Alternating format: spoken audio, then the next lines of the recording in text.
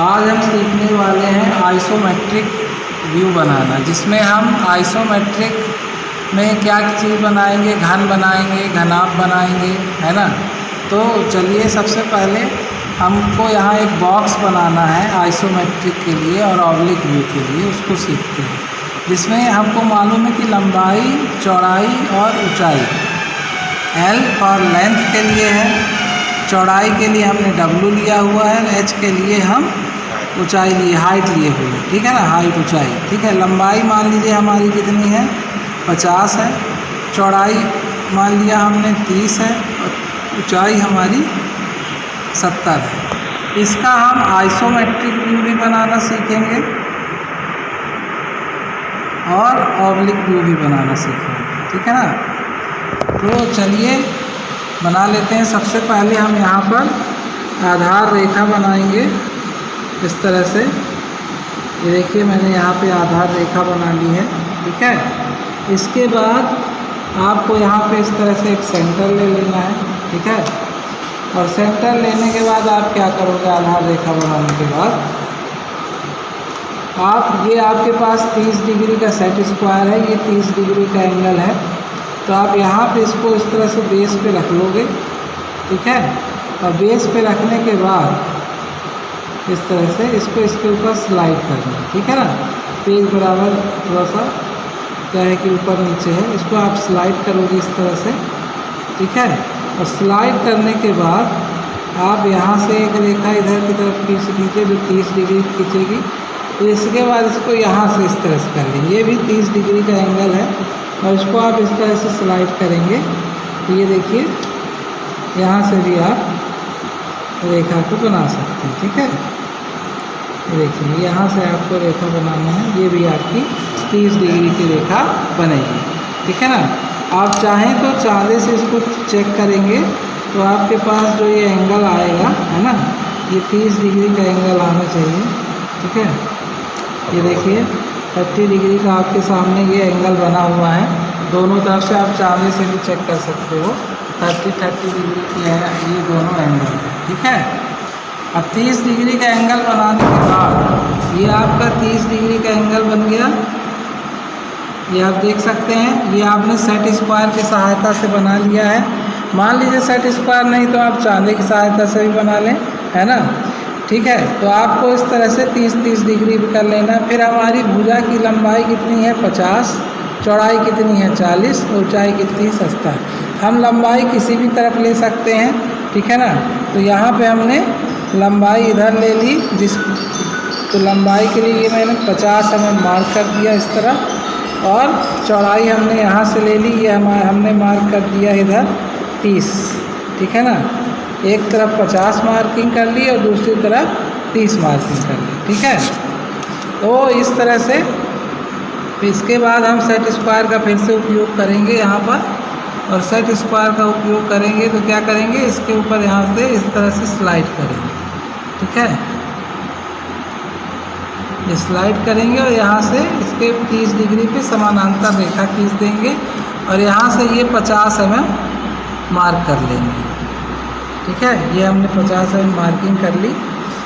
ये देखिए यहाँ इसको मिलाएंगे, यहाँ पर ये बिल्कुल 30 mm पर मिलना चाहिए, ठीक है ना। अगर मान लीजिए आपके पास 30 डिग्री का सेट स्क्वायर नहीं है तो आपके पास ये राउंडर का भी ऑप्शन है। आप क्या कर सकते हो, यहाँ से ये आपने 50 पहले से चाँदी की सहायता से बना रखा है, ठीक है। तो यहाँ पे आप रख के 50 mm पे चाप काट दो ना। और ये क्या करना है, यहाँ पे आपने 30 mm मार्क कर लिया हुआ है, ठीक है।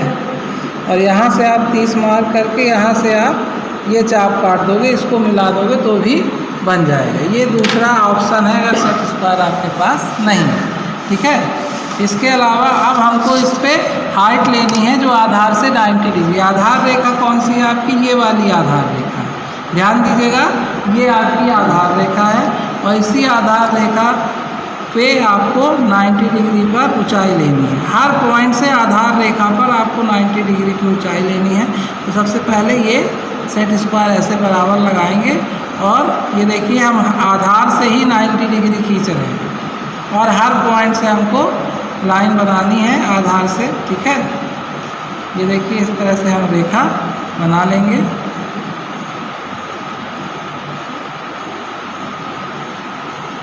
ये देखिए ये मैंने आधार पर रखा था और स्लाइड करके सभी पॉइंट से 1 2 3 4 पॉइंट है, चारों पॉइंट से हमने 90 डिग्री पे रेखा खींच ली। अब हम 70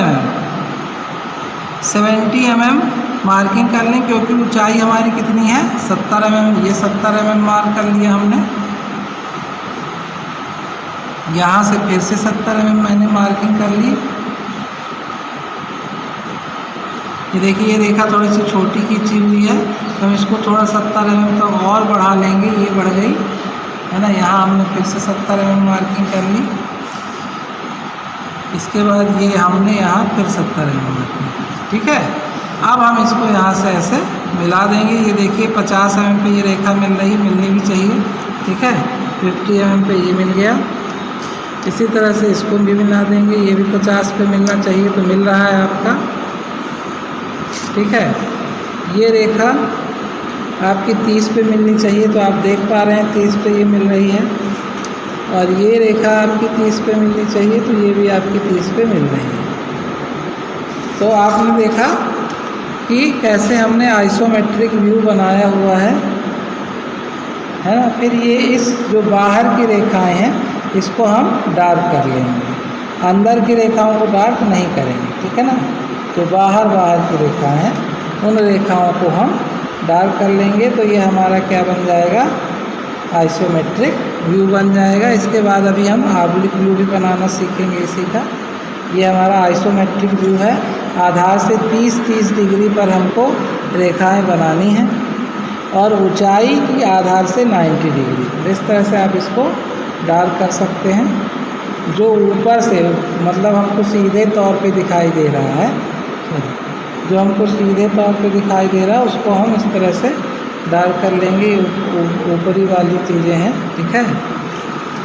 और पीछे की लाइनों को या तो छोड़ दें, अगर आपको बनाना है तो फिर आप इसको हिडन के तौर पे बना सकते हैं। ऐसा बराबर रेखाएं रहेंगी नीचे तक, है ना। ये रेखाएं क्या है, पीछे की रेखाएं हैं, ये जो सामने से नहीं दिखाई देती छुपी हुई रेखाएं हैं। आप इसको ऐसा बना सकते हैं।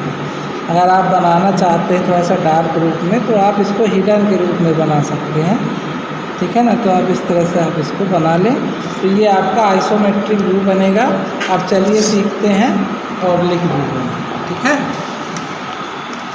ऑब्लिक व्यू के लिए भी हमको आधार रेखा की आवश्यकता होगी, तो सबसे पहले हम आधार रेखा खींच लें इस तरह से, ठीक है। इसके बाद क्या करेंगे, देखिए ऑब्लिक एक हमको लेंथ लेना है, तो हम 50 यहीं पे लिए लेते हैं, ठीक है। अब हम यहाँ पे 50, ये देखिए 50 mm ये रेखा यहाँ पे हमने यहाँ से यहाँ तक ले ली। अब हमको क्या चाहिए 45 डिग्री, तो ये जो आपका पोर्शन है ये 45 का है, सेट स्क्वायर, ठीक है। तो हम क्या करेंगे, सेट स्क्वायर का उपयोग करेंगे, ऐसे स्लाइड करेंगे और यहाँ से, है ना, थोड़ा सा और नीचे लीजिए, यहाँ से 45 डिग्री पर इस तरह लाइन खींच देंगे, ठीक है। ये लाइन हमको कितनी mm लेनी है, 30 mm। ये देखिए मैंने यहाँ पे इसको 30 mm बना लिया, है ना। ये कितने डिग्री पे बनाया हुआ है, 45 डिग्री। सेट स्क्वायर पे 30 और 45 डिग्री का एंगल रहता है, ठीक है। तो दूसरी तरफ से भी हमको 45 डिग्री पर एक और रेखा बनानी पड़ेगी, ठीक है। इस तरह से हम इसको स्लाइड करेंगे, सॉरी ये दूसरी तरफ स्लाइड होगा, है ना।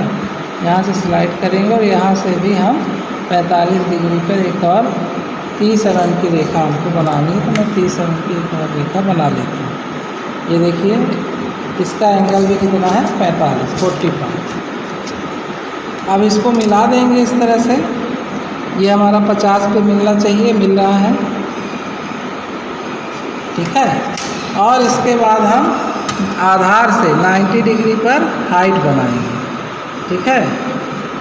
ये देखिए यहाँ से लाइन खींच गई, हर पॉइंट से हमको लाइन बनानी है बराबर, ठीक है। ये देखिए ये यहाँ से भी जितने भी पॉइंट हैं वहाँ से हमको रेखा खींच लेनी है, ये देखिए, ठीक है। अब इन रेखाओं की लंबाई कितनी होनी चाहिए? 70 mm। तो हम 70 mm की रेखा के लिए यहाँ पे मार्किंग कर लें। ये देखिए, इस तरह से आपको मार्किंग कर लेनी है, ठीक है। 70 mm की रेखा आपको बनानी है। 70 mm की रेखा के लिए आप मार्किंग कर लें, ठीक है। ये मार्क हो गया 70 mm के लिए। अब आप इसको यहाँ से ऐसे मिला लें। देखिए, ये 50 mm पे मिल रहा है, यहाँ पे भी ये 50 mm पे मिल रहा है, और इसको यहाँ से ऐसे मिला दें। देखिए, इस तरह से, ठीक है। सेम डायग्राम आपका बना हुआ है, बस अंतर क्या है, ये ऑब्लिक व्यू है और वो आइसोमेट्रिक व्यू है ना। तो इस तरह से ये आप देख सकते हो।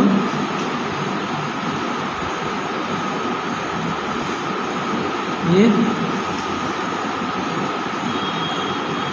इन लाइनों को आपको क्या कर लेना है, डार्क कर लेना है, और जो अंदर की लाइनें हैं उसको आप हिडन में बनाएंगे, ठीक है।